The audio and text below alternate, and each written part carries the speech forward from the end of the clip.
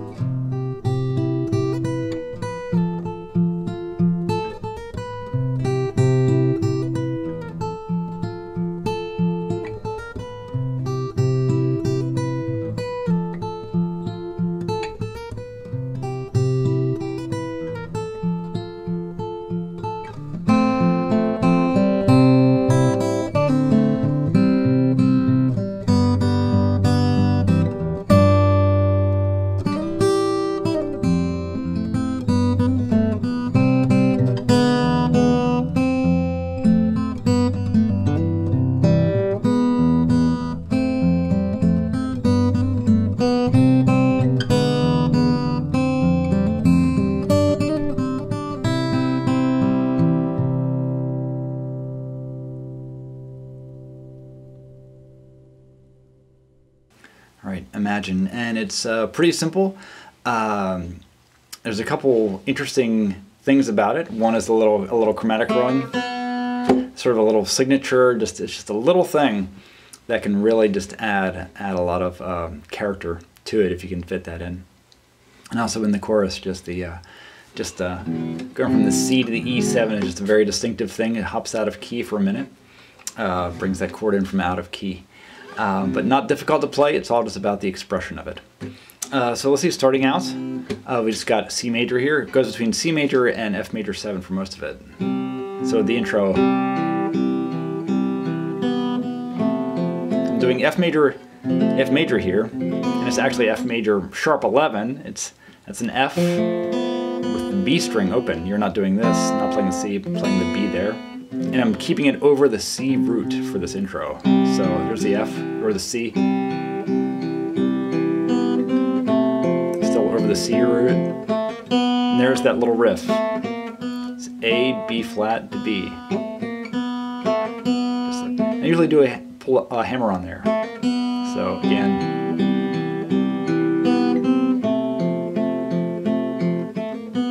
It's easy as that.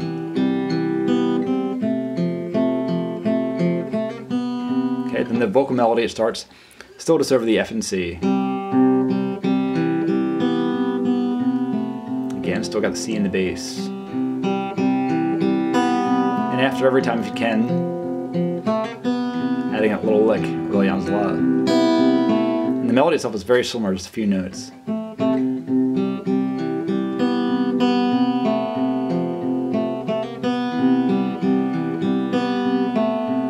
Okay, so that ends the verse. Now we move on to what I call the pre-chorus, because it happens once, then goes back to the verse, and it goes pre-chorus and then into the chorus next time. So it's still over F, then C, D minor, and I do a pull off here. You could also pick it.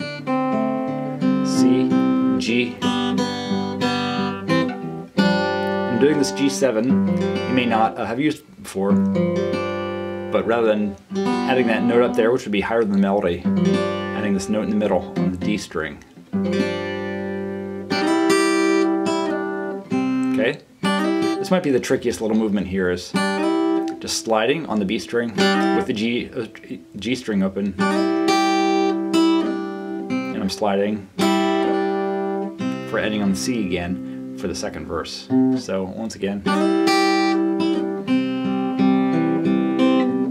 Now I'm going down to, and this is your own choice, I'm going down just for variety and add the low F now. Instead of the C root, I'm going down to this low F over this partial F bar chord. You could do it the same as you did the first verse, or you can go down here with me.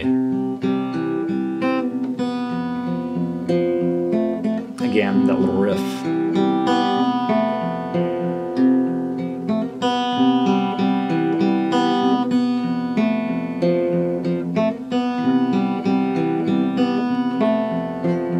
Okay, now the pre-chorus again. Still over F. Now, you know, with the low F, this bar chord. E minor, C, G. And this is like a C over G. Second chord, a G7. Again, that lower riff. Now ending in F for the chorus. G. And I'm doing this little thing there, which he kind of does with his voice. Da, da, da, da, da, da, da, da, da. If you'd rather not do that, you can just do, or you don't have to do the fast lick if you don't want. Over the G, then C, then E7, F, C, E7, F, or over the G, then C, E7, F, over the G. Okay, now what I'm doing here is I'm just sliding the 4th fret. You don't want it, it's kind of a blue note, but it happens very fast. Like that. You could slide it all the way up too, but I find that just that little bit is enough to get it across. Like that. Okay. And then at this point I'm going to go up an octave, actually. Okay, so now the bass line, I just walk there, then go up to the 8th fret. And this may be a bit of a stretch between the 8th fret and the 12th fret. You could also do, you could break like that. Works fine to break.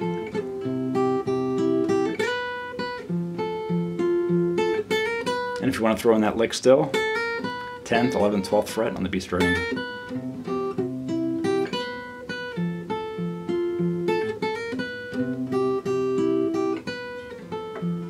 Just like that. There's some different ways you can play that, but it's basically just going between that C and F bar chord. And again, if you want to do that lick, I do a hammer on, or you can go and pick it. 10th, 11th, 12th fret, ending on the C bar chord. Then the F. Then back to the beginning, and the pre-chorus, just like the first one. E minor, C, G.